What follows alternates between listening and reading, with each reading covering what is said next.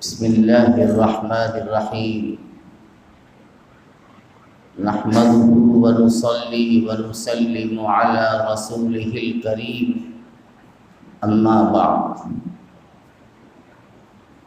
بزرگوں اور بھائیوں، بہت دیر سے آپ علماء کرام کی قیمتی باتوں سے مستفید ہو رہے ہیں۔ مختلف عنوان اور موضوع کو اٹھایا گیا اور موجودہ حالات کے چیلنجز سے متعلق مفید باتیں کی گئیں۔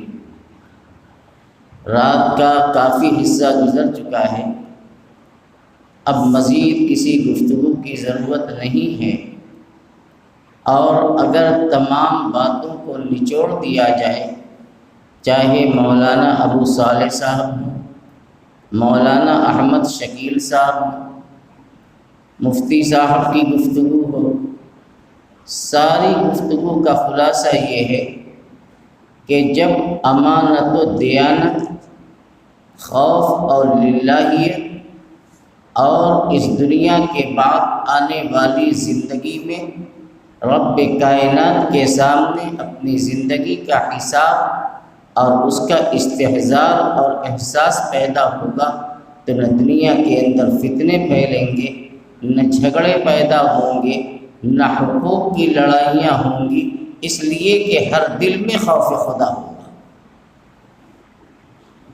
اور یہی وہ بنیادی چیز ہے جو بڑے سے بڑے دشمن کو اور پتھر سے پتھر دل کو منہ بنا دیتی ہے اور دوری کو نزدیکی میں تبدیل کر دیتی ہے۔ ایمانداری، سچائی، یہ کتنی بڑی دولت ہے۔ میں صرف آپ کو ایک حدیث سنا کر رخصت ہو جاؤں گا۔ حضرت امام بخاری رحمۃ اللہ علیہ نے اپنی کتاب میں ایک عنوان قائم کیا ہے، باب فی حدیث بنی اسرائیل، جس میں آقائے دو عالم صلی اللہ علیہ وسلم نے پچھلے زمانے کے افراد کے کچھ واقعات بیان فرمائے ہیں جن کا تعلق بنو اسرائیل سے ہے۔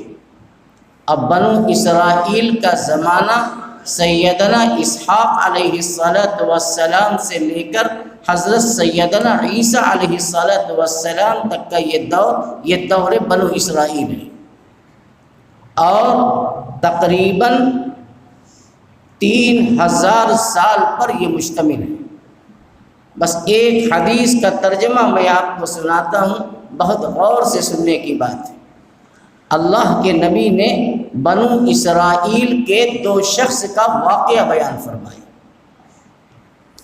ایک شخص کی زمین تھی اور دوسرا آدمی اس زمین کو خریدنا چاہتا تھا، بلکہ خرید لیا۔ بہت غور سے سنو اور اپنے دل پر ہاتھ رکھ کے ہم سب سوچیں۔ ایک بیچنے والا ہے، دوسرا خریدنے والا ہے۔ بیچنے والے نے بیچ دیا، خریدنے والے نے خرید لیا۔ اب خریدنے والے نے اس پر تعمیر کا ارادہ کیا، بنیاد کھودی تو اندر سے ایک بہت بڑا مٹکا نکلا جس میں اشرفیاں بھری ہوئی تھی۔ اشرفی سونے سے بھرا ہوا مٹکا نکلا۔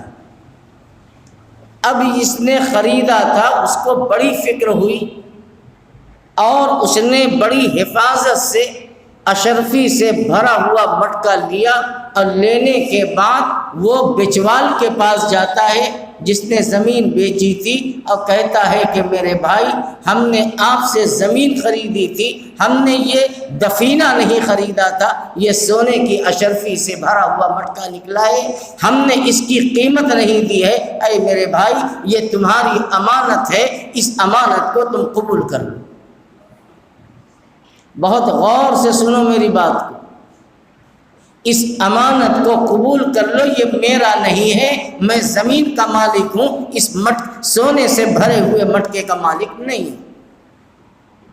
اب جس نے زمین بیچی ہے وہ یہ کہتا ہے کہ میرے بھائی مجھے نہیں معلوم کہ زمین کے نیچے کیا ہے، میں نے تمہارے ہاتھ جو زمین بیچی ہے تو زمین کی تہ بھی بیچی ہے، لہٰذا زمین کی تہ میں جو کچھ بھی ہے وہ تمہارا ہے، وہ میرا نہیں ہے۔ کیا ایمانداری اور دیانتداری ہے! خریدنے والا بھی اللہ کے ڈر خوف سے ڈر رہا ہے، بیچنے والا بھی خوف خدا سے کانپ رہا ہے۔ سونے سے بھرا ہوا مٹکا ہے، نہ خریدنے والا لینے کے لیے تیار، نہ بیچنے والا لینے کے لیے تیار۔ مسئلے کا حل کیسے ہو؟ دونوں نے طے کیا کہ چلو کسی بڑے کے پاس چلتے ہیں فیصلہ کرانے کے لیے، تاکہ جو فیصلہ کریں گے وہ منظور ہوگا۔ وہ زمانہ تھا حضرت سیدنا داؤد علیہ السلام کا، یہ انہی کے دور کی بات ہے۔ وہ دونوں کی دونوں سونے اشرفی سے بھرا ہوا مٹکا لے کر حضرت داؤد علیہ السلام کی خدمت میں حاضر ہوئے۔ حضرت داؤد اللہ کے نبی بھی ہیں، اب بادشاہ بھی ہیں،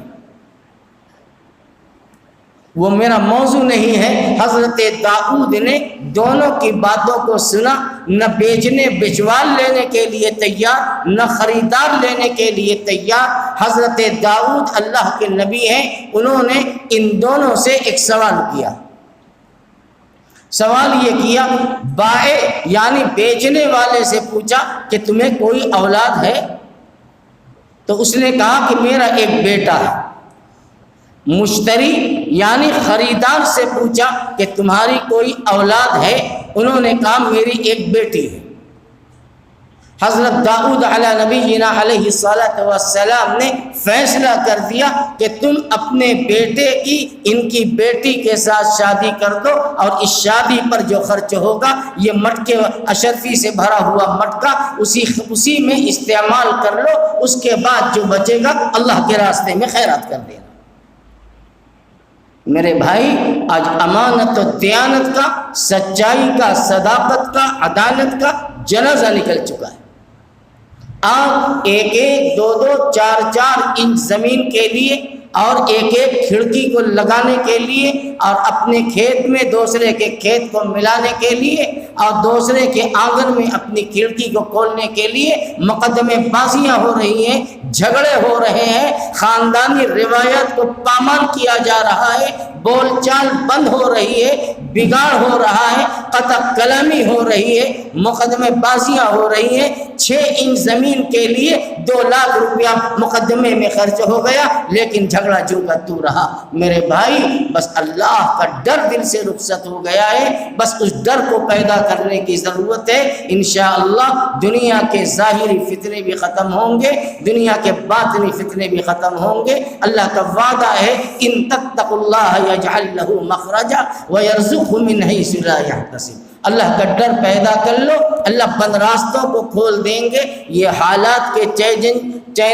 یہ چیلنجز اور یہ نازک موقع جو مساجد خطرے میں ہیں، مدارس خطرے میں ہیں، خانقاہیں خطرے میں ہیں، غیروں کے نشانوں پر ہیں، اس لیے کہ ہماری زبان پر تقویٰ نہیں رہا، ہماری آنکھ میں تقویٰ نہیں رہا، ہمارے دل میں تقویٰ نہیں رہا۔ ہم نے اپنی زبان کو قینچی کی طرح استعمال کیا، ہم نے نگاہوں سے خیانت کی، ہم نے دل سے غیبت کی، ہم نے دل سے بغض و عداوت کی شعلے کو بھڑکائے۔ آج دنیا کے اندر کسی مقدس کا تقدس باقی نہیں، کسی ادارے کی مرکزیت باقی نہیں۔ اللہ حفاظت فرمائے، ورنہ ہم نے اپنے ہلاکت کے اسباب اپنے ہاتھوں سے کیے ہیں۔ بس اللہ کی رحمت نے اگر دستگیری نہ کی تو اس امت کا شیرازہ بکھر رہا ہے، اور بکھرنے سے کوئی دنیا کی طاقت بچا نہیں سکتی۔